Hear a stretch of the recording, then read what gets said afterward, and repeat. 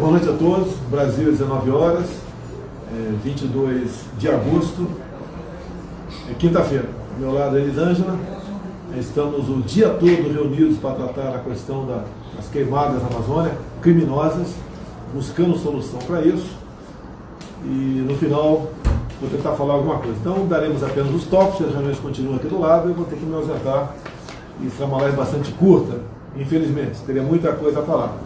Uma semana de sucesso para a gente, como a Comissão de Relações Exteriores, né, aprovou o acordo da base de lançamento de Alcântara. Há quase 20 anos tínhamos problema para aprovar esse acordo.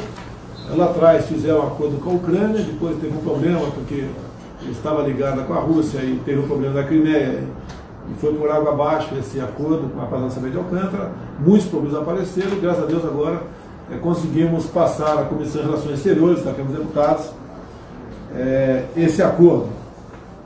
Essa semana lançamos o crédito imobiliário da Caixa.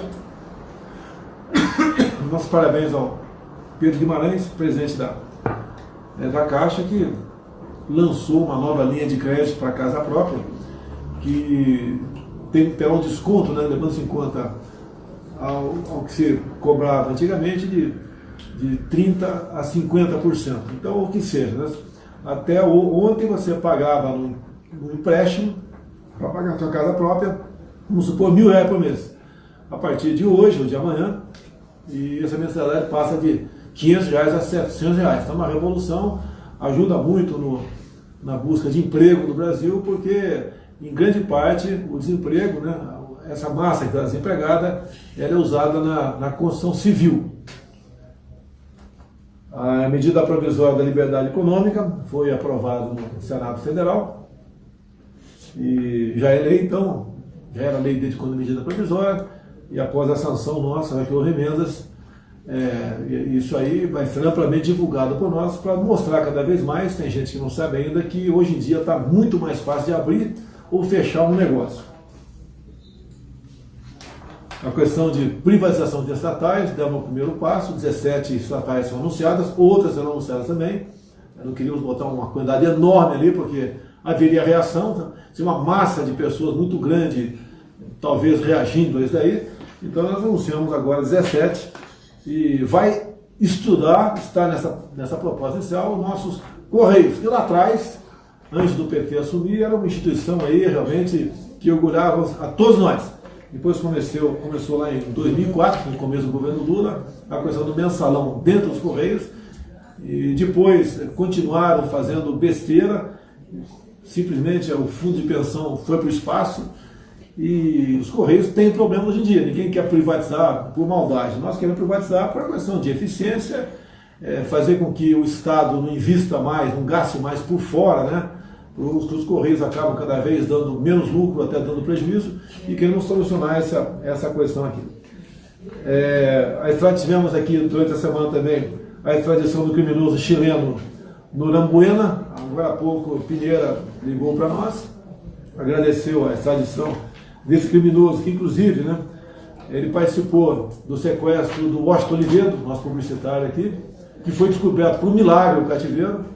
Tá, mas graças a Deus o Washington Oliveto foi posto em liberdade, e esse Norambuena tinha também na sua conta o assassinato de um senador chileno. Eu aproveito o momento, Pinheiro nos ofereceu ajuda para combater o fogo na floresta, um avião, né, ou 2 ou 3, a gente sabe que é pouca coisa, mas agradece, e ainda havendo a decisão de aceitar essa ajuda, será bem-vinda. Se bem que a gente vê os incêndios na Califórnia, por exemplo, os Estados Unidos, um país riquíssimo, são dezenas de aviões que despejam toneladas de água e o fogo continua lambendo e queimando a casa dos homens do campo lá, das pessoas que têm fazendas, pessoas ricas com grandes propriedades. Então a questão do fogo é um negócio grave e acontece no mundo todo, não é apenas no Brasil, não.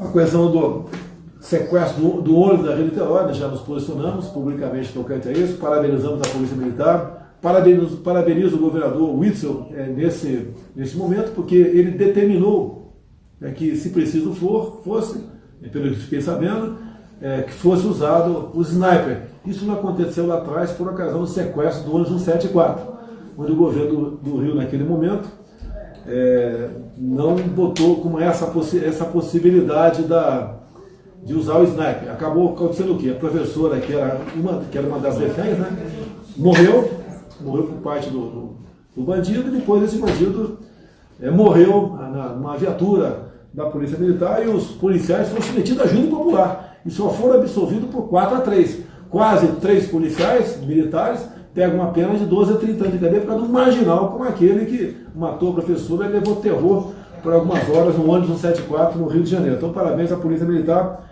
em especial ao BOPE.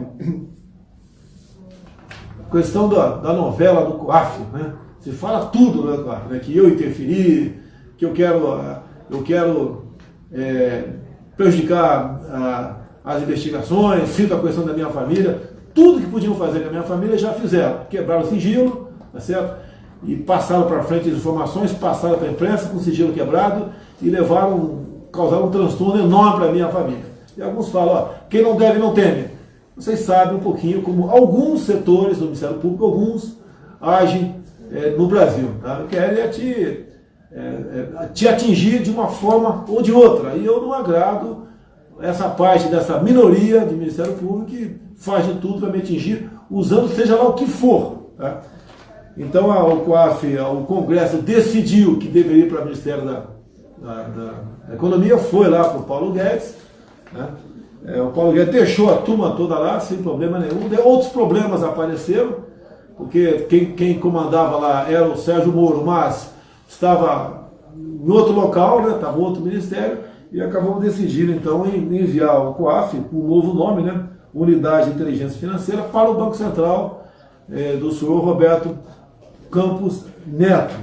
Grande parte das pessoas foi mantida, mas ele trocou a presidência, obviamente, e ali é local de funcionários concursados, de várias áreas, do Ministério Público, da Receita, das Forças Armadas, tá certo? E acredito que em poucas semanas o COAF estará funcionando de forma a atender às necessidades da sociedade no combate à corrupção, à lavagem de dinheiro, e de modo que nós realmente possamos mostrar para o mundo que o combate à corrupção é uma prioridade nossa. Fala-se muito de interferências em órgãos também. Então deixe bem claro, né? O que é interferência na Polícia Federal? É trocar, por exemplo, o diretor-geral da PF. Toda vez que troca um governo, se troca o diretor-geral federal. O ministro da Justiça é outro.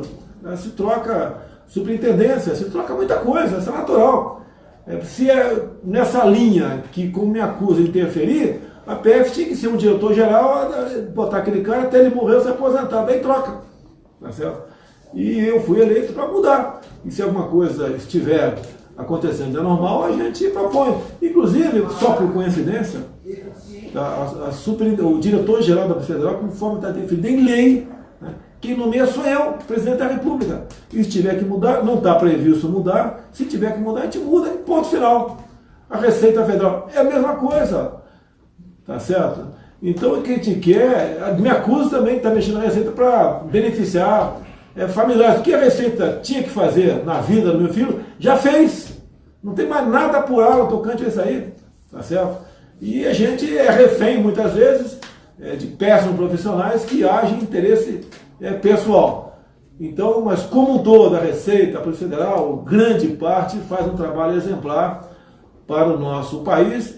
Tendo que mudar alguma coisa, a gente vai mudar. Se eu não puder indicar ou sugerir um delegado da Polícia Federal para ser superintendente de um local qualquer, o que eu estou fazendo aqui? 11 superintendentes foram trocados no corrente ano, sem problema nenhum. Esse que estava previsto, deu problema. Por que isso daí? A intenção é tumultuar as atividades do governo? Bem, tem aqui um Twitter que eu acho que é muito importante, porque nós estamos do lado aqui com alguns ministros, autoridades das Forças Armadas, discutindo a questão desse crime que estão cometendo contra a nossa Amazônia, né, nas queimadas. Então, @Heleno, tá certo? E ele vai ali, tem pessoas dele para acompanhar esse Twitter. Qualquer denúncia do pessoal da região amazônica esteja pegando fogo, pode fazer. Se tiver suspeita ou a certeza que tenham pessoas identificadas que estão tocando fogo de forma criminosa, denuncie, bote aqui. Nós temos aqui a BIM, as inteligências outras da União, para buscar solução para esse caso. Né? Porque, olha só, aproveitam o momento, alguns países aproveitam o momento, para potencializar as críticas contra o Brasil, tá? Para prejudicar o nosso agronegócio, prejudicar a nossa economia, tá? Recalcar o Brasil uma posição subalterna. E o grande problema, né, para que não haja dúvida, se eu tivesse chegado de Osaka e demarcado mais 20 reservas indígenas, né, mais um estado, por exemplo, ou 2 do tamanho do Rio de Janeiro, com uma reserva indígena, eu estaria bem, ninguém estaria falando em queimada na Amazônia. Tá? Quando se fala do fundo amazônico que vinha dinheiro de fora, tá? Mais ou menos 40% disso ia para ONGs, ONGs, é dinheiro na mão de pessoas que não trabalham para o bem do Brasil, em grande parte, trabalham para atender os interesses de quem os paga. Esse país que manda dinheiro para cá, não manda por caridade, espero que dê para entender isso daí, tá? Manda para cá com interesse de buscar e atingir a nossa soberania e atingir, como diz o nosso Enéas, dizia, né, nosso Enéas Carneiro, buscar o que tem não em cima da terra, mas sobre a terra, as nossas riquezas. Então o Brasil é um país riquíssimo, tá? Tem tudo para ser uma grande nação, mas no primeiro momento passa pela união do povo brasileiro. Eu fico indignado de ver gente fazendo uma campanha contra o seu próprio país sem saber o que está acontecendo. Vocês acham que outros países, né, que nos atacam dessa forma, como um país agora, sem dizer o nome aqui, falou a nossa Amazônia, né, teve a desfaçatez de falar a nossa Amazônia, estão interessados em você, brasileiro que está me assistindo aqui, ou está interessado em um dia ter um espaço aqui na região amazônica para ele? Tá certo? Então, essas questões, nós temos que ter informações, nós temos que nos preocupar em buscar equilibrar essa narrativa de notícias sobre essa região tão rica em tudo, né? Em minérios, em biodiversidade, em água potável, em riquezas também energéticas outras, grandes espaços vazios. É isso que o mundo está de olho. E eles fazem o papel que, segundo o ponto de vista deles, está certo. Nós que estamos errados, temos inimigos aqui dentro. Como disse agora há pouco, pega esse fogo, é comum na Califórnia, né? E daí, acontece, né? Aqui tem o viés criminoso? Tem, sei que tem. Quem que pratica isso? Não sei. Próprios fazendeiros, ONGs, seja lá o que for, né? Índios, seja lá o que for. Então existe esse interesse. Tá? E cada vez mais dizer que nós não somos responsáveis e quem sabe ali, mais cedo ou mais tarde, alguém decrete uma intervenção, como o jornal americano disse há pouco, né? Da região amazônica. Daí nós vamos ficar chupando o dedo aqui no Brasil, né? As nossas Forças Armadas, que eu integrei, foram sucateadas, em especial de Fernando Henrique Cardoso para cá. As nossas Forças Armadas não oferecem, né, a dissuasão, tá certo? Porque optaram para agir dessa maneira, porque as Forças Armadas do Brasil sempre foram um obstáculo para o socialismo, tá? Desde FHC, Lula, Dilma, etc. E tinham que esculhambar com as Forças Armadas para poder atingir seu objetivo. Milagres têm acontecido no Brasil, nos momentos difíceis que a pátria se encontra. E dizer aos repórteres que aqueles que vão usar a parte, não todos, mas uma minoria, que vai usar para a maldade que eu estou falando aqui, dizer a vocês, estamos no mesmo barco. A nossa economia está escorada onde? Nos commodities. Se o mundo resolver nos retalhar e a economia nossa bagunçar, todos vocês, repórteres, todo mundo vai sofrer as consequências. Tá? Então todos nós temos que nos unirmos. Aqui eu repito, aqui, ó, nós temos a nossa inteligência na área buscando informações sobre a origem dessa queimada criminosa que vem acontecendo na região amazônica, mas temos que pegar a origem, né? A causa disso tudo. Então quem puser aqui aproveitar, né? E não só nas minhas mídias sociais, qualquer informação sobre a origem disso, nos avise. Nós estamos tomando a providência. O presidente do Equador ligou agora há pouco oferecendo ajuda também, mas a gente sabe que a ajuda desses países é pequena, é bem-vinda, é pequena. Tá certo? Agora, não podemos, temos que nos preocupar interesse de quem, né, está por trás disso. Já aconteceu em 2014 uma grande queimada lá, não teve essa repercussão toda, mas quando é comigo, primeiro, questão de a questão dos dados mentirosos, né? Divulgado pelo INPE no passado. Né? O Ladrete é uma pessoa que gostava de divulgar isso aí. Se fosse verdade, até estava errado, porque tinha que passar pelo menos pelo canal de comando, tinha que divulgar, sem problema nenhum. Mas áreas superpostas, um absurdo que foi feito, de modo que de um mês para outro, no meu governo, cresceu 80% do desmatamento na Amazônia. Tem crescido? Sim, reconheço. Não é fácil combater isso aí. A nossa região amazônica é maior que a Europa toda junta. Você pode ver, agora há pouco, ontem, atualizei os números aqui, o Ministério da Justiça nos ofereceu 50 homens à Força Nacional para combater incêndio. Mas por que 50 homens? Porque não tem recurso. Tá? Custa caro. Agora, mandar 50 homens para lá, pelo amor de Deus, pô, tá certo? Não tem cabimento. A quantidade ínfima disso aí. As nossas Forças Armadas com problemas. Começa a faltar alimentação dos quartéis a partir de setembro. Pegamos um orçamento completamente pequeno, diminuto, dos governos anteriores. Temos aí o teto, a emenda contra o teto dos gastos, as despesas obrigatórias estão subindo. Então essas outras despesas, esse outro espaço do orçamento, cada vez mais é diminuído para os ministérios. Não temos condições mais de pensar em botar alguns aviões nossos na região amazônica para combater o fogo. Temos esse problema. É uma realidade, ninguém vai negar isso aí. O que for possível fazer para combater esse crime, que são as queimadas, nós faremos. Agora, o apelo que eu peço ao povo brasileiro: ajude-nos a combater isso daí, tá certo? Você que é da região, você que é fazendeiro. A suspeita é que tem produtor rural, né, que está agora aproveitando e tacando fogo geral aí.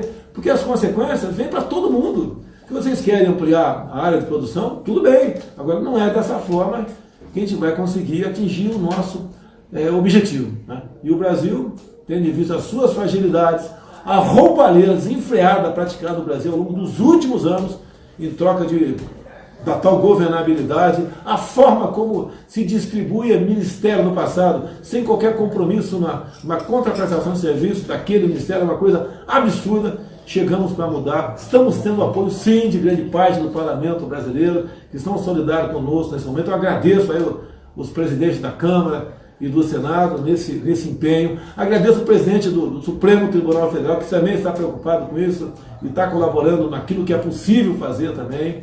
Agradeço a senhora Raquel Dodge, que agora há pouco conversou comigo, a chefe do Ministério Público, no mesmo sentido. Todos estão colaborando e nós devemos buscar uma solução, dar uma resposta para o mundo e mostrar que nós somos responsáveis e somos maiores para dizer que a Amazônia é nossa. Caso contrário, vocês sabem o que pode acontecer. O mundo, a história e o tempo não perdoam. Então, voltando para a minha reunião aqui, e se tivermos qualquer notícia aqui, a gente avisa. Nós vamos fugir da nossa responsabilidade e mostrar a verdade acima de tudo do que acontece no Brasil. Boa noite, até quinta-feira, semana que vem, ou caso uma situação extraordinária venha acontecer, nós informaremos aqui via live. Boa noite a todos.